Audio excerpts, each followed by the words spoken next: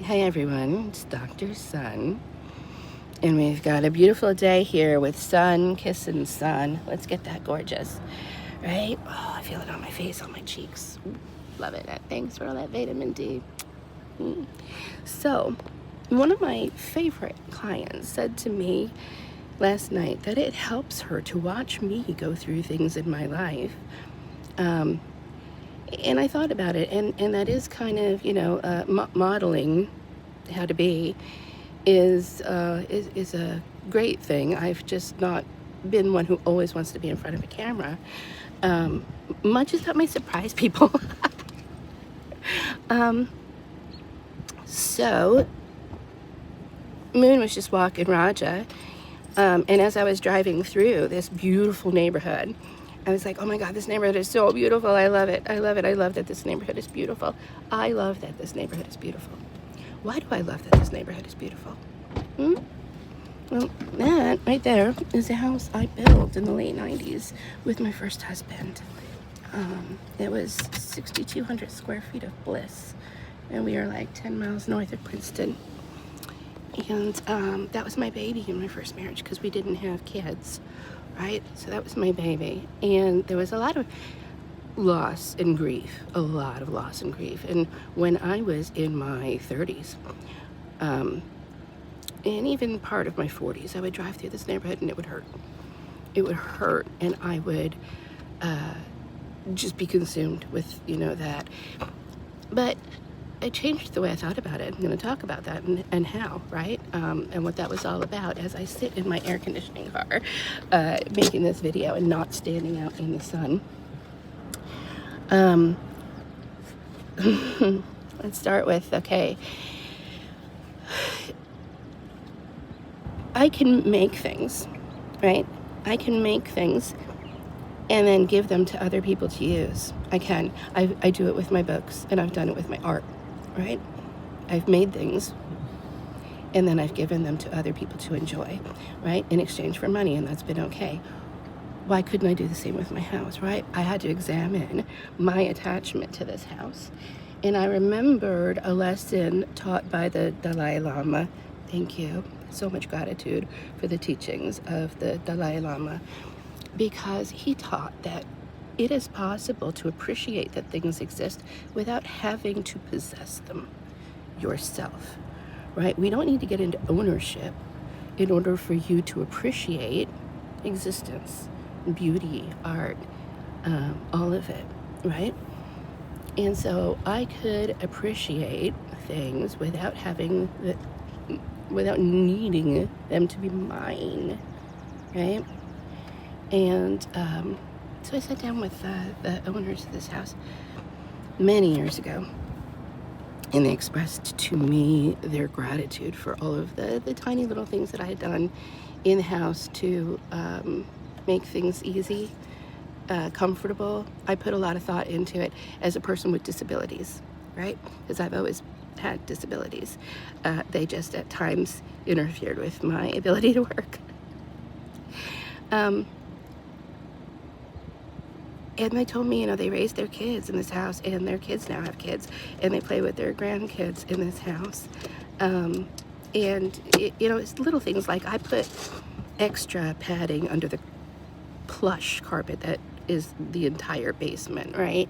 And so it's a beautiful place for babies to crawl and things like that. It was a lush place. I wanted soft, comfortable spaces, and I created them, right? And I didn't have to hold on to it forever myself, right? I could pass it along and watch someone else enjoy what I created.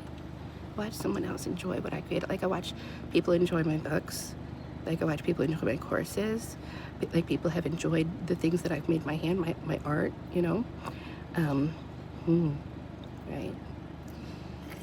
And so there's that attachment, right? I don't have to be attached to this house. I can create it and let it go, right? It doesn't have to hurt that it's not mine anymore, right? Because what really is mine, right? And isn't it so much happier, more joyful, more blissful when I focus on appreciating that things exist and not worrying about who possesses them. Yeah, it is. And then there's a second lesson in here, and this is a neuroscience lesson, right? Is when I used to come into this neighborhood, I used to have this vibe of deprivation. That is a killer. The vibe of deprivation we find in neuroscience. I'm not going to go into that in this video. I'm just going to say this: the science is there to show that brings us to the lowest of states, right?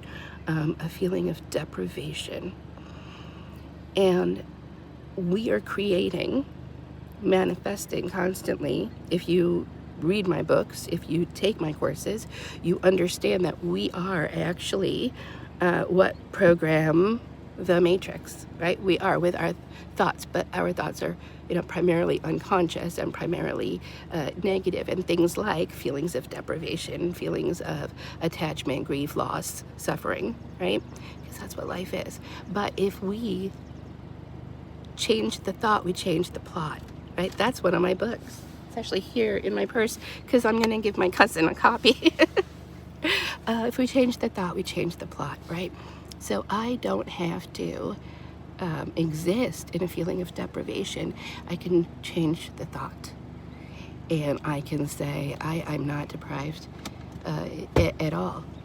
I was a part of making this neighborhood beautiful because I created that right there, that 6,200 square feet of paradise in a little corner off of the DNR Canal in this neighborhood that is still paradise.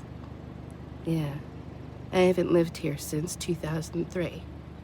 It's been more than 20 years, right?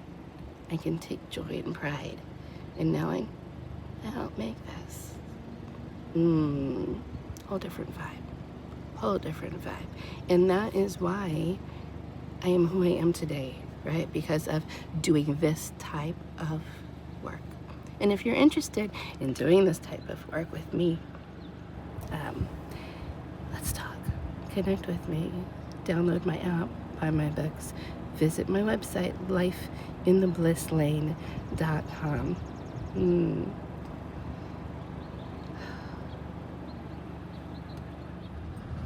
A beautiful garden. And they put a tire and a tree with the ladder. They've got the gazebo there. Oh, loving it, loving it, loving it. Such good feng shui too. Really beautiful. Nice job. Okay, look at that beautiful piece of paradise. Yeah?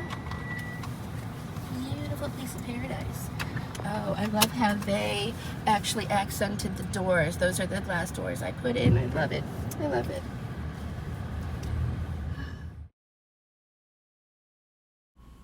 Please enjoy this beautiful ride down the DNR Canal in Princeton, New Jersey.